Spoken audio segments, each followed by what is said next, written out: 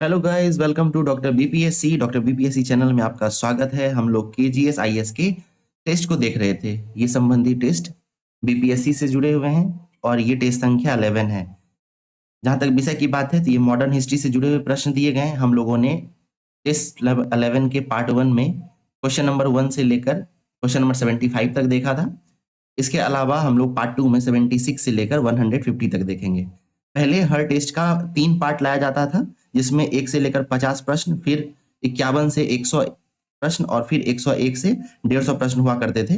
लेकिन फिर आप लोगों के कमेंट के बाद जो है इसको चेंज किया जा रहा है। अब हम लोग सिर्फ 2 वीडियो लाया करेंगे हर टेस्ट का, जिसमें 1 से लेकर 75 तक प्रश्न होंगे और फिर 76 से लेकर 150 तक प्रश्न होंगे। कोशिश किया जाएगा कि वीडियो जो है वो कम से कम लेंथ का हो। 45-50 मिनट के अंतर्गत जो है हम लोग एक वीडियो समाप्त कर देंगे, ठीक है। और डिटेल एनालिसिस होगा इसमें क्वेश्चन, और जो बहुत इजी क्वेश्चंस होंगे उसको हम लोग सिर्फ आंसर देखते हुए चलेंगे। जो जिस क्वेश्चन में कॉन्सेप्ट की जरूरत होगी हम लोग थोड़ा उसको डिस्कस करेंगे, ठीक है। बाकी हर ऑप्शन को जो है हम लोग थोड़ा थोड़ा एलैबोरेट करते हुए चलते हैं, ठीक है। जहां माइंड मैप की जरूरत होती है हम लोग माइंड मैप यूज करते हैं। इसके अलावा जहां मैप की जरूरत होती है वहां हम लोग मानचित्र मैप का भी यूज करते हैं। आइए शुरू करते हैं डिस्कशन। क्वेश्चन नंबर 76 पे चलते हैं। क्वेश्चन नंबर 76 कह रहा है, फारसी सामाजिक और धार्मिक सुधार को बढ़ावा देने के लिए रहनुमाई मजदाइसन सभा की स्थापना किस वर्ष हुई?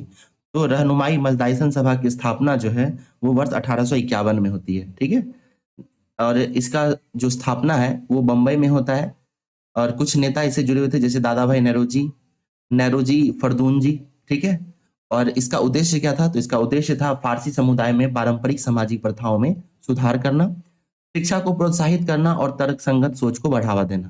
तो इस तरीके से क्वेश्चन नंबर 76 का सही उत्तर ऑप्शन बी होगा। आइए क्वेश्चन नंबर 77 पे चलते हैं। क्वेश्चन नंबर 77 कहता है,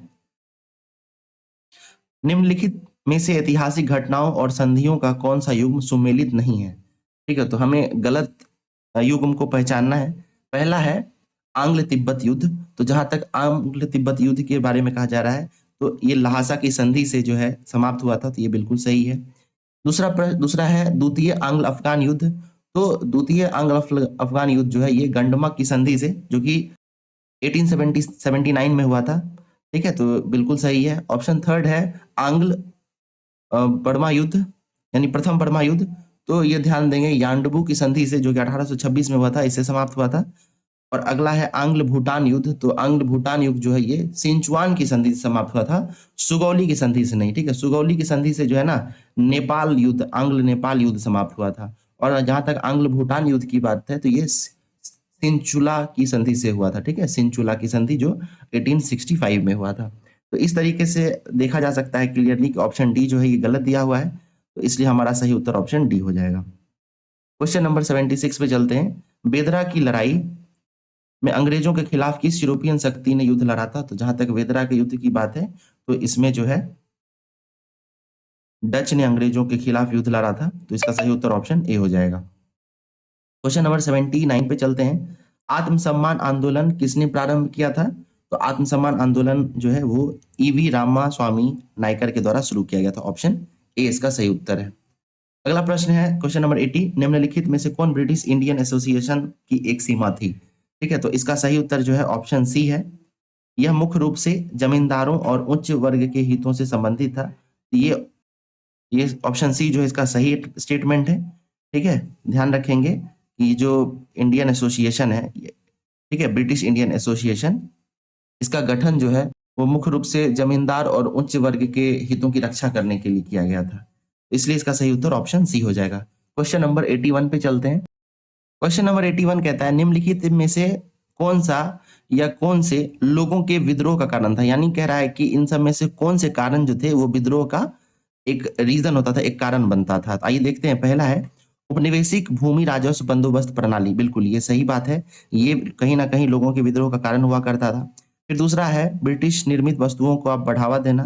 बिल्कुल ये स्टेटमेंट भी बिल्कुल सही है, क्योंकि इसी से क्या होता है कि जो भारतीय हस्तशिल्प थे, भारतीय उद्योग थे या भारतीय निर्मित वस्तु थी, उसका मांग कहीं ना कहीं कम होता है, जिससे समाज में गरीबी और बेरोजगारी जैसी समस्याएं देखने के लिए मिलती हैं, ठीक है, जो बाद में चलकर विद्रोह का कारण बनता है। 81 का थर्ड स्टेटमेंट कह रहा है स्वदेशी उद्योग का विनाश। बिल्कुल ये भी विद्रोह का कारण था। और फोर्थ स्टेटमेंट है आदिवासी भूमि पर राजस्व प्रशासन का विस्तार।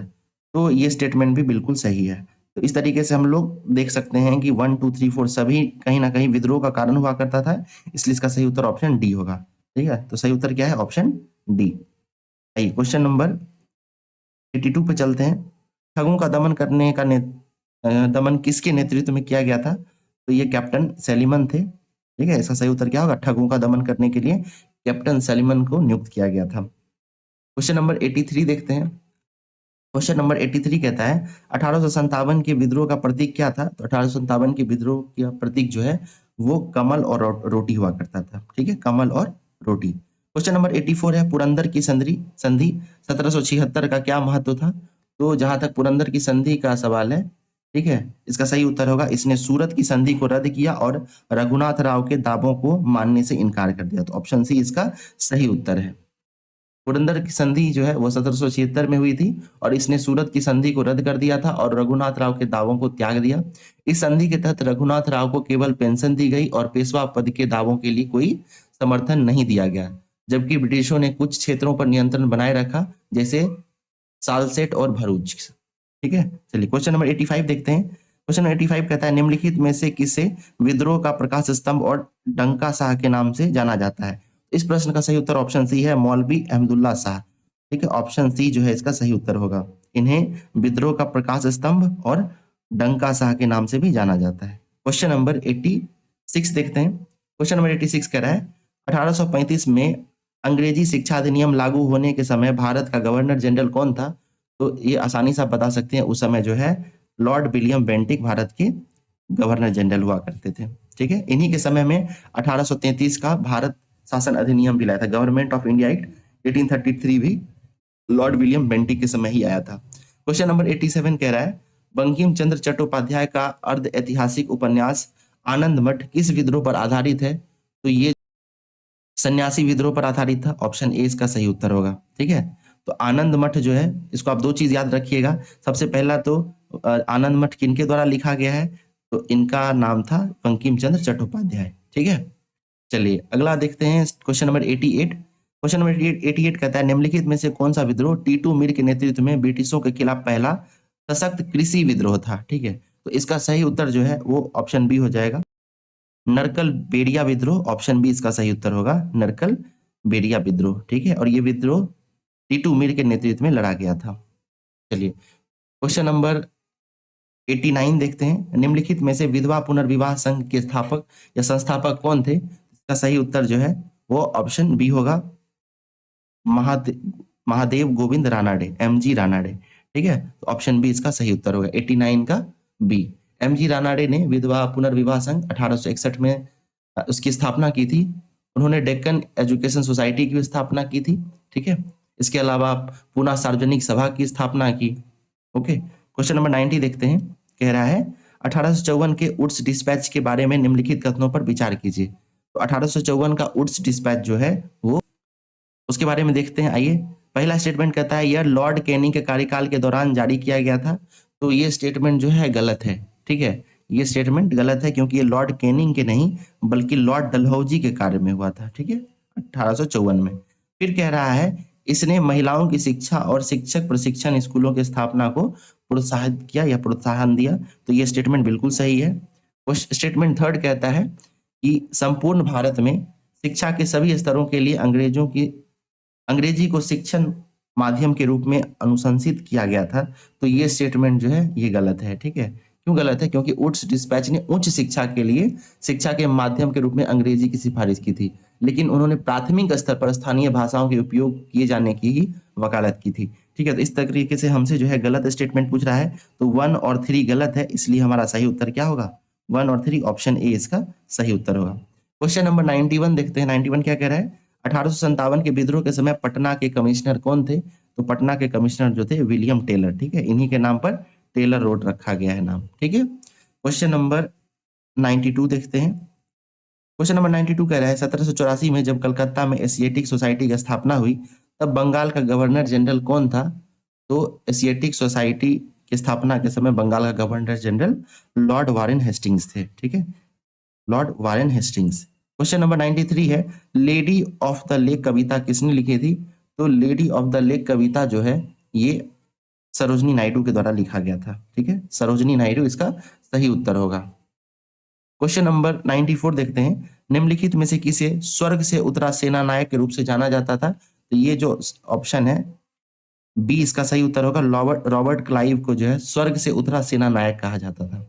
ठीक है, स्वर्ग से जन्मे जनरल एक प्रसिद्ध उपाधि थी जो रॉबर्ट क्लाइव को विलियम पिट द एल्डर और उसके समकालीनों द्वारा दी गई थी।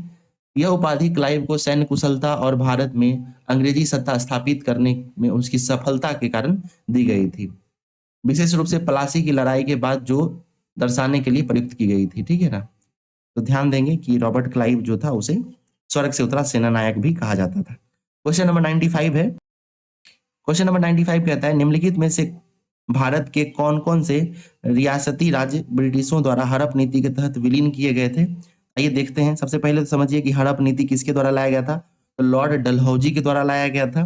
ठीक है, इसे डॉक्ट्रिन ऑफ लैप्स भी कहा जाता था। और इसके अंतर्गत जो है कौन कौन से राज्य शामिल किए गए थे? तो सतारा को किया गया था, जयपुर को, झांसी को, नागपुर को, संभलपुर को और बागहट को, यानी ये सभी जो थे वो हड़प नीति के तहत अंग्रेजी ब्रिटिश राज्य में विलीन कर लिए गए थे। तो ऑप्शन डी इसका सही उत्तर होगा, उपर्युक्त सभी। ठीक है, ऑप्शन डी इसका सही उत्तर होगा। क्वेश्चन नंबर 96 देखते हैं। क्वेश्चन नंबर 96 कहता है, निम्नलिखित में से कौन सा प्रसिद्ध राष्ट्रवादी नेता और उससे संबंधित समाचार पत्रों या पत्रिकाओं का युग्म सुमेलित नहीं है? ठीक है, आइए देखते हैं। जहां तक जस्टिस की बात है तो जस्टिस जो है वो मोतीलाल नेहरू नहीं बल्कि टी.एम. नायर के द्वारा लिखा जाता था। तो पहला स्टेटमेंट जो है ये हमारा गलत है। दूसरा है लीडर, लीडर जो है वो मोतीलाल लीडर जो है वो मदन मोहन मालवीय के द्वारा लिखा जाता था, तो ये सही है। न्यू इंडिया जो है ये एनी बेसेंट के द्वारा लिखा जाता था। वहीं बॉम्बे क्रॉनिकल जो था वो फिरोज शाह मेहता के द्वारा लिखा जाता था। ठीक है, जहां तक मोतीलाल नेहरू का सवाल है तो इनके द्वारा जो है इंडिपेंडेंट नाम की पत्रिका लिखी जाती थी। ठीक है, इंडिपेंडेंट। ठीक, और जस्टिस किनके द्वारा लिखा जाता था? तो जस्टिस के लेखक थे टी.एम. नायर। ठीक है, टी.एम. नायर। तो इसलिए हमारा सही उत्तर क्या हो जाएगा? Option A. हमसे गलत पूछा जा रहा था, तो जस्टिस जो है वो टी.एम. नायर के द्वारा लिखा जाता था और यही गलत दिया गया है, इसलिए हमारा सही उत्तर ऑप्शन ए होगा। क्वेश्चन नंबर 97 देखते हैं, अमर सिंह ने किस क्षेत्र की पहाड़ियों में अंग्रेजों के खिलाफ गुरिल्ला युद्ध की शुरुआत की थी? तो इसका सही उत्तर ऑप्शन सी होगा, कैमूर के युद्ध में, कैमूर के पहाड़ी क्षेत्रों में। जहां तक अमर सिंह की बात है तो ये कुंवर सिंह के भाई थे। ठीक है, चलिए क्वेश्चन नंबर 98 देखते हैं, स्वामी विवेकानंद द्वारा रामकृष्ण मिशन की औपचारिक स्थापना किस वर्ष की गई थी? तो इसका सही उत्तर जो है ऑप्शन बी होगा। ठीक है, ऑप्शन बी इसका सही उत्तर है 1897 में। ये जो है आपको 70वीं बीपीएससी में भी पूछा गया था, एग्जैक्ट सेम क्वेश्चन था। ठीक है, तो इसे आप लोग याद रखेंगे। चलिए अगला देखते हैं, क्वेश्चन नंबर 99 नंबर क्वेश्चन देख रहे हैं, मोहम्मडन एंग्लो ओरिएंट कॉलेज की स्थापना किस वर्ष हुई थी? तो इस प्रश्न का सही उत्तर जो है वो है बी 1875। 1875 में जो है मोहम्मडन एंग्लो ओरिएंट कॉलेज की स्थापना की गई थी। ठीक है, और इसकी स्थापना जो है वो सैयद अहमद खान के द्वारा अलीगढ़ में की गई थी। बाद में चलकर यही संस्थान अलीगढ़ मुस्लिम विश्वविद्यालय के रूप में विकसित हुआ है। क्वेश्चन नंबर 100 देखते हैं, पिंडारियों के संबंध में निम्नलिखित में से कौन सा कथन सही है? आइए देखते हैं। सही कथन जो है इसका वो है स्टेटमेंट सी, वे मराठा सेना से जुड़े किराए के सैनिक थे। तो ये बिल्कुल सही है, जो पिंडारी जो थे वो मराठा सेना से जुड़े हुए किराए के सैनिक हुआ करते थे। क्वेश्चन नंबर 101 कह रहा है, 1832-33 के बीच कोल विद्रोह का नेतृत्व किसने किया था? तो जहां तक कोल विद्रोह की बात है इसका नेतृत्व जो है वो बुद्धो भगत ने किया था। ऑप्शन बी इसका सही उत्तर होगा। ठीक है, बुद्धो भगत। चलिए क्वेश्चन नंबर 102 देखते हैं, 1853 के चार्टर एक्ट के तहत भारतीय सरकार के विधायक विभाग को क्या नाम दिया गया था? ठीक है, तो 1853 के चार्टर एक्ट के तहत भारतीय सरकार के विधायी विभाग का नाम जो है वो इंडियन लेजिस्लेटिव काउंसिल दिया गया था। ठीक है, तो ये आप लोग याद रखिएगा, Indian legislative council. Question number 103 पे चलते हैं। क्वेश्चन 103 कह रहा है, 1857 के विद्रोह के बारे में किसने कहा कि यह सभ्यता और बर्बरता के बीच का संघर्ष है? ठीक है, तो सभ्यता और बर्बरता के बीच का संघर्ष, ऐसा जो है ऑप्शन सी यानी टी.आर. होम्स के द्वारा कहा गया था। तो टी.आर. होम्स, इनका नाम आप लोग याद रखेंगे। ठीक है, चलिए आगे देखते हैं। अगला स्टेटमेंट है, अगला क्वेश्चन है 104 नंबर प्रश्न।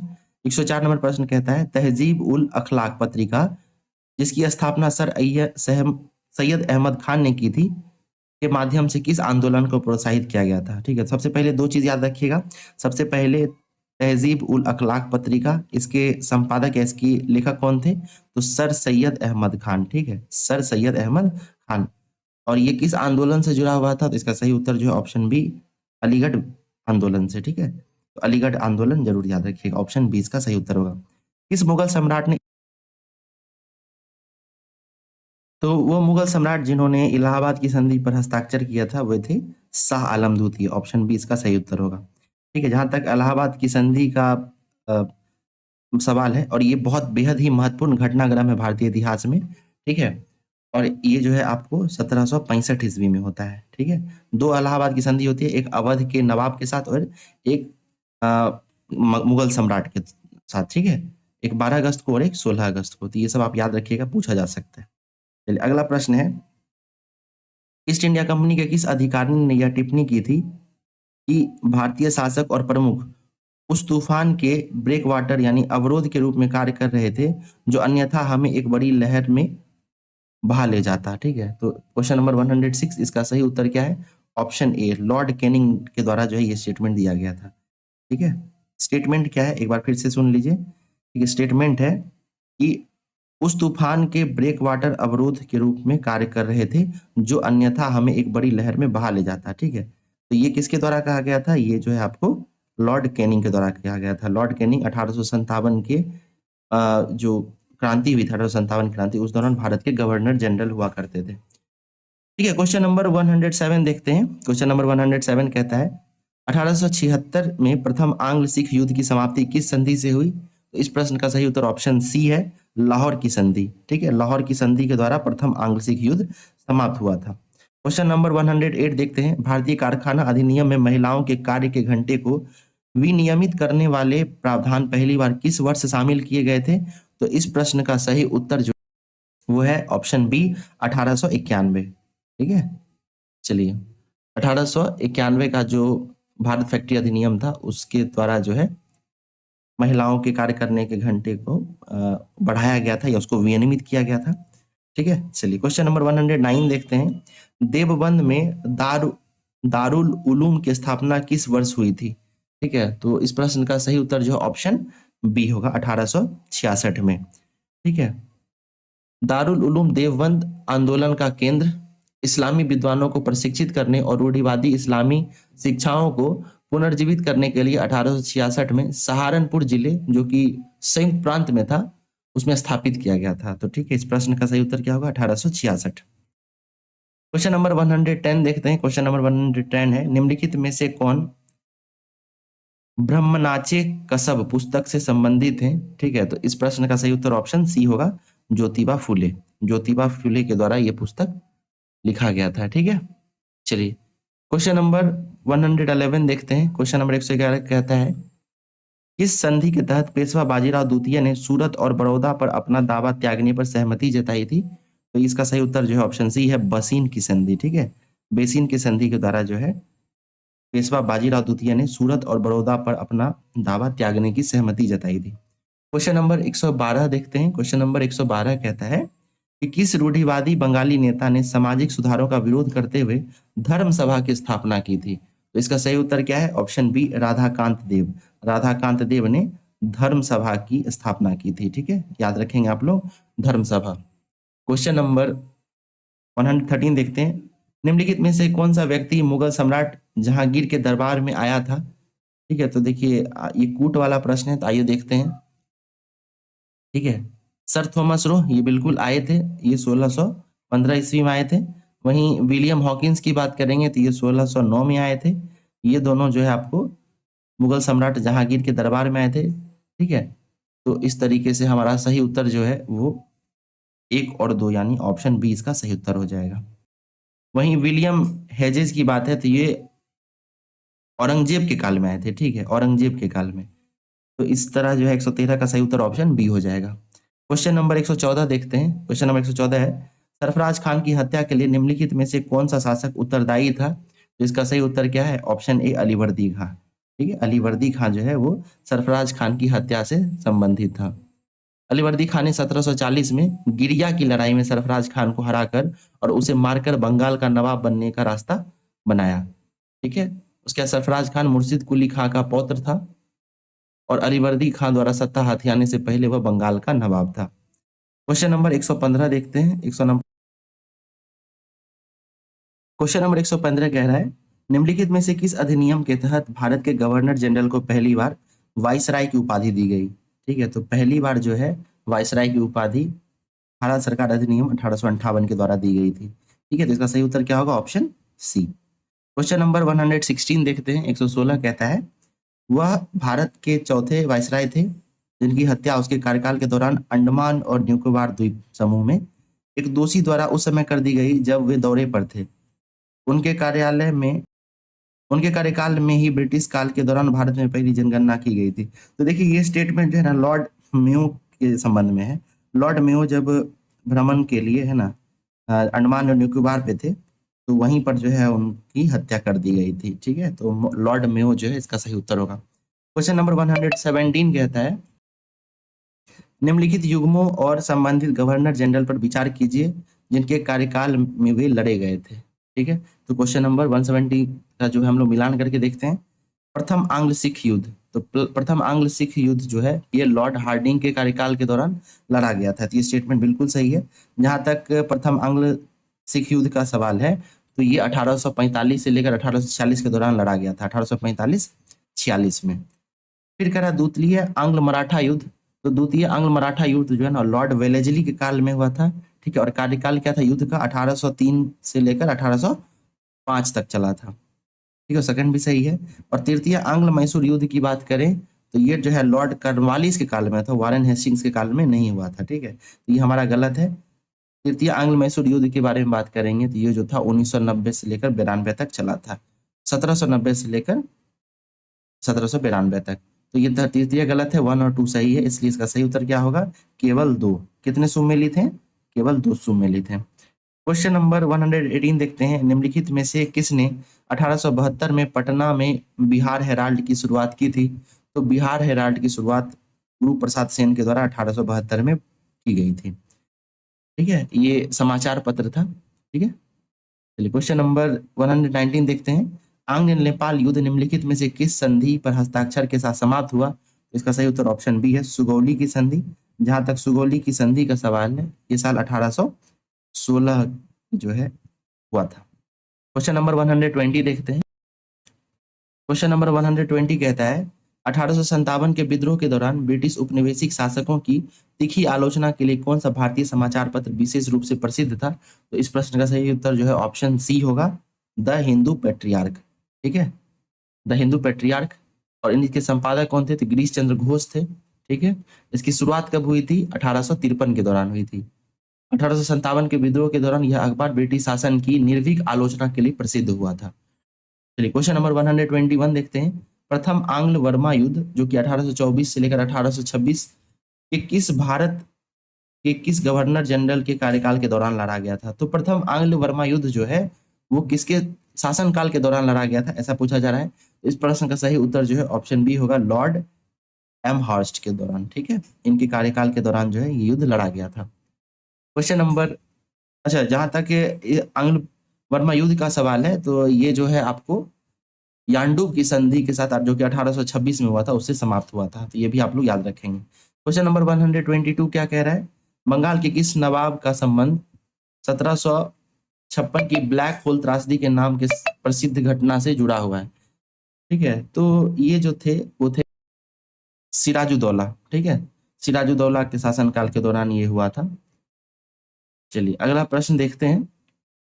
अच्छा, हॉलवेल नाम के एक ब्रिटिश अधिकारी थे, उन्होंने ब्लैक होल त्रासदी के बारे में बताया था। ठीक है, चलिए क्वेश्चन नंबर 123 के बारे में बात करते हैं। 123 कह रहा है, निम्नलिखित सुधारकों में से किसने सामाजिक सुधार और एकेश्वरवाद को बढ़ावा देते हुए महाराष्ट्र में प्रार्थना समाज की स्थापना की थी? तो प्रार्थना समाज के संस्थापक कौन थे ये पूछा जा रहा है।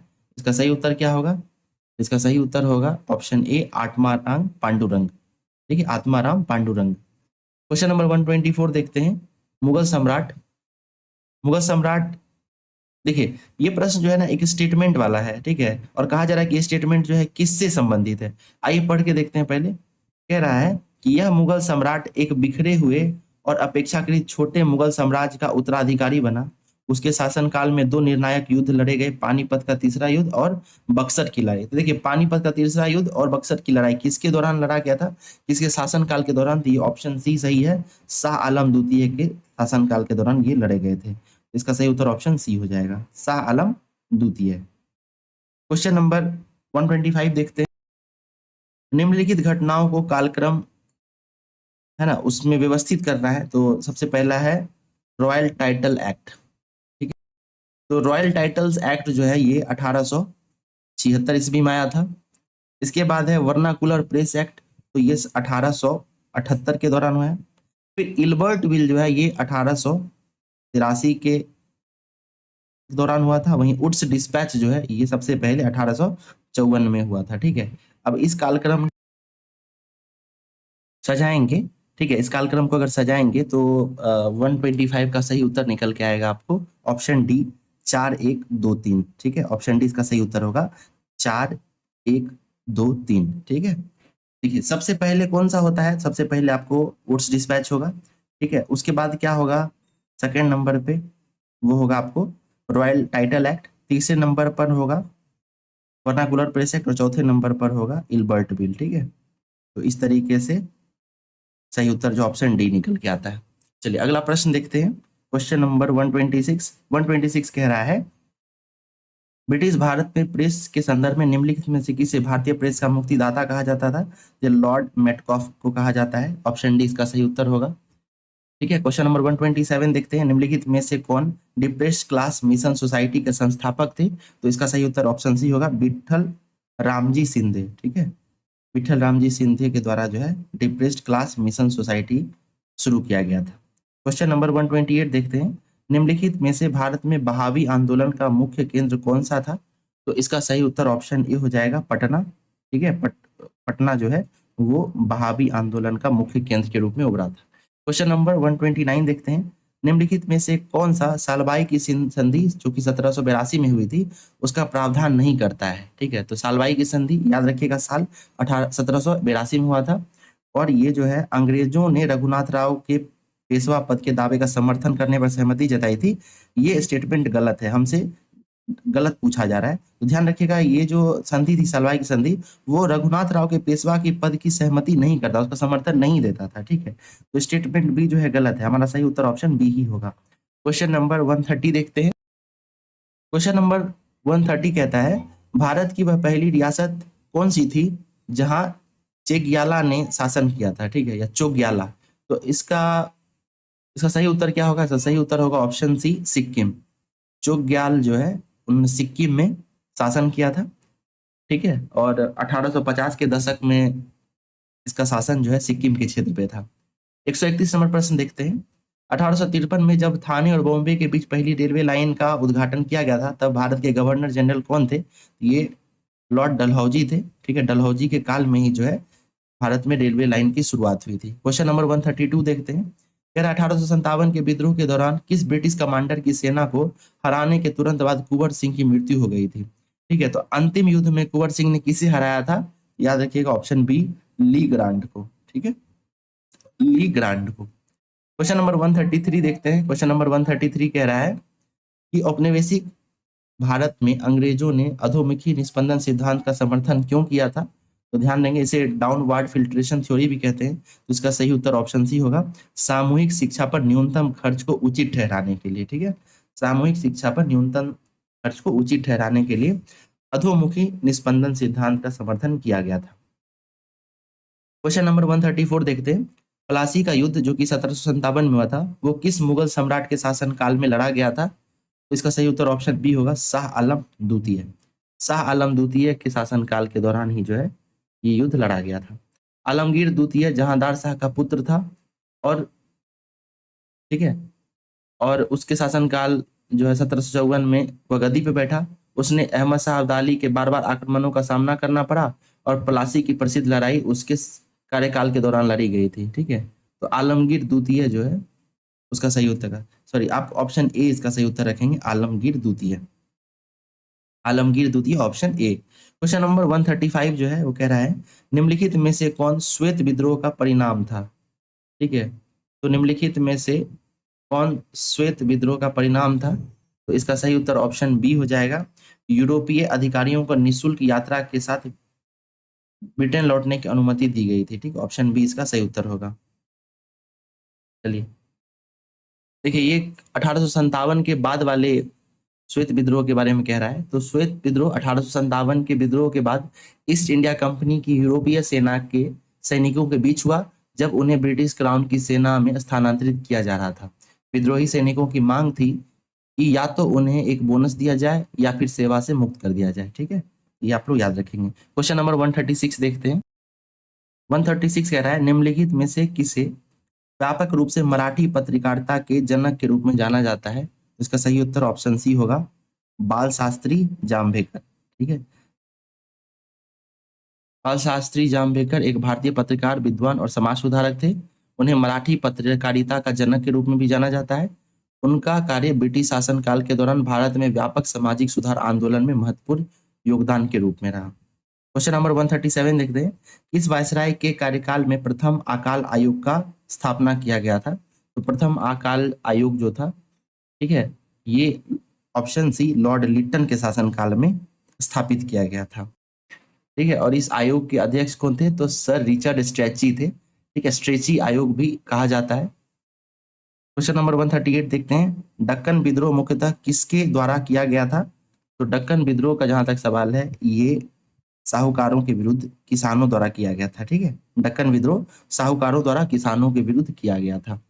1875 का दक्कन विद्रोह ब्रिटिश भारत के दक्कन क्षेत्र, खासकर पूना और अहमदनगर जिले के किसानों द्वारा किया गया एक प्रमुख आंदोलन की श्रृंखला थी। यह विद्रोह उपनिवेशिक शासन की दमनकारी नीतियों और साहूकारों की शोषणपूर्ण गतिविधियों के विरुद्ध एक प्रक्रिया थी। ठीक है, क्वेश्चन नंबर 139 देखते हैं। मुगल साम्राज्य का औपचारिक रूप से अंत कब हुआ।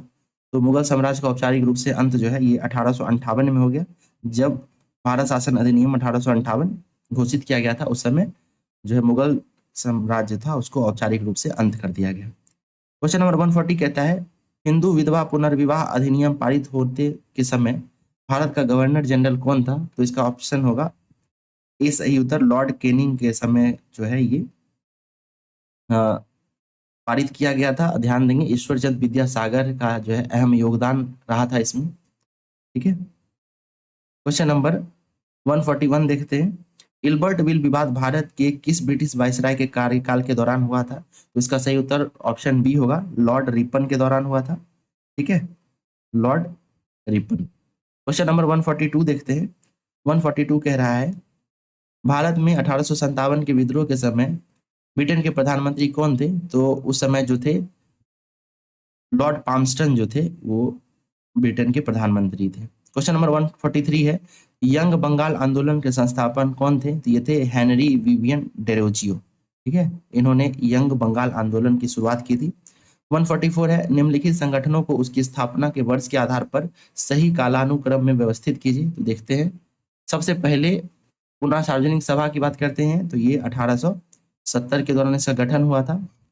फिर बॉम्बे प्रेसिडेंसी एसोसिएशन की बात करते हैं, तो ये जो है 1885 में शुरू हुआ था। और इंडिया लीग की बात करेंगे तो ये 1875 में। तो सबसे पहले ये दूसरे नंबर पे ही और तीसरे नंबर पे ही है। इस तरीके से अगर सजाएंगे तो हमारा सही उत्तर आएगा 132। 132 ऑप्शन सी इसका सही उत्तर होगा। 144 का ऑप्शन सी सही उत्तर होगा। क्वेश्चन नंबर 145 देखते हैं। भारतीय लोक सेवा अधिनियम कब पारित किया गया था। तो भारतीय लोक सेवा अधिनियम जो है 1861 के अधिनियम के द्वारा 1861 में पारित किया गया था। ठीक है, लॉर्ड कैनिंग के वायसराय के कार्यकाल के दौरान। भारत के वायसराय के रूप में सबसे छोटा कार्यकाल किसका था। तो जहां तक सबसे छोटे कार्यकाल की बात है तो ये लॉर्ड माउंटबेटन का ही था। ठीक है ना, तो ये आप लोग ध्यान रखेंगे। लॉर्ड माउंटबेटन ने ब्रिटिश भारत में अंतिम वायसराय के रूप में अपनी सेवाएं दी थी। ठीक है, 24 मार्च 1947 से 15 अगस्त 1947 तक, यानी लगभग 5 महीने से भी कम समय तक सेवाएं दी। उन्हें भारत की सत्ता में शांतिपूर्ण हस्तांतरण और विभाजन की प्रक्रिया को संपन्न कराने का अहम दायित्व सौंपा गया था। ठीक है, चलिए क्वेश्चन नंबर 147 देखते हैं। कह रहा है किस प्रसिद्ध कवि ने 1857 की विद्रोह की घटनाओं को देखा और उसका वर्णन अपने लेखन में किया? तो इसका सही उत्तर जो है ऑप्शन सी मिर्जा गालिब होगा। ठीक है, मिर्जा गालिब। ये प्रीवियस ईयर क्वेश्चन है। ठीक है, बीपीएससी में पहले भी ये प्रश्न पूछा जा चुका है। क्वेश्चन नंबर 148 देखते हैं। निम्नलिखित में से किसने 19वीं सदी की शुरुआत में फराजी आंदोलन की स्थापना की? तो फराजी आंदोलन के संस्थापक कौन थे? इसका सही उत्तर जो है ऑप्शन ए होगा, हाजी शरीयतुल्लाह। ठीक है, हाजी शरीयतुल्लाह। क्वेश्चन नंबर 149 देखते हैं। 1944 की सार्जेंट योजना का मुख्य उद्देश्य क्या था? तो 1944 की सार्जेंट योजना का मुख्य उद्देश्य था ब्रिटेन की तरह शिक्षा के मानकों को ऊपर उठाना। ठीक है, ब्रिटेन की तरह शिक्षा के मानकों को उठाना। ऑप्शन सी इसका सही उत्तर होगा। क्वेश्चन नंबर 150 देखते हैं, वही आज का अंतिम प्रश्न है। ब्रिटिश अधिकारियों और उनके संबंधित युद्ध के निम्नलिखित युग्मों में से कौन सा सुमेलित नहीं है? ठीक है, तो आइए देखते हैं। पहला है हेक्टर मुनरो, तो ये बक्सर के युद्ध से संबंधित है, ये बिल्कुल सही है। लॉर्ड वारेन हेस्टिंग आंग्ल नेपाल युद्ध, बिल्कुल ये भी सही है। लॉर्ड वेलेस्ली चतुर्थ आंग्ल मैसूर युद्ध, ये भी सही है। वहीं तीसरा कह रहा है लॉर्ड कॉर्नवालिस तृतीय आंग्ल मराठा युद्ध, तो ये गलत है। ठीक है, ये गलत है, इसलिए हमसे सुमेलित नहीं यानी गलत ही पूछा जा रहा है, तो ऑप्शन डी जो है इसका सही उत्तर होगा। ठीक है, तो इस तरीके से हम लोगों ने 150 प्रश्नों को देखा। ये मॉडर्न हिस्ट्री से संबंधित सभी प्रश्न थे। टेस्ट नंबर 11 था ये। ठीक है, जिसे हम लोगों ने डिटेल में देखा है। ठीक है, अगला टेस्ट जो है टेस्ट नंबर 12, वो भी आपको आज प्रोवाइड हो जाएगा रात तक, और ये भी आपको मॉडर्न हिस्ट्री से ही संबंधित होगा। ठीक है, तो मॉडर्न हिस्ट्री से संबंधित 2 टेस्ट है, टेस्ट नंबर 11 और 12। ठीक है, इसके अलावा आप फुल लेंथ टेस्ट भी शुरू हो चुका है, तो हम लोगों ने 15 और 16 नंबर देख लिया है। अभी 17 और 18 भी टेस्ट हो चुका है, तो हम लोग जल्द ही 17 और 18 नंबर टेस्ट भी सॉल्व करेंगे। ठीक है, तो मिलते हैं अगले वीडियो में, तब तक के लिए धन्यवाद।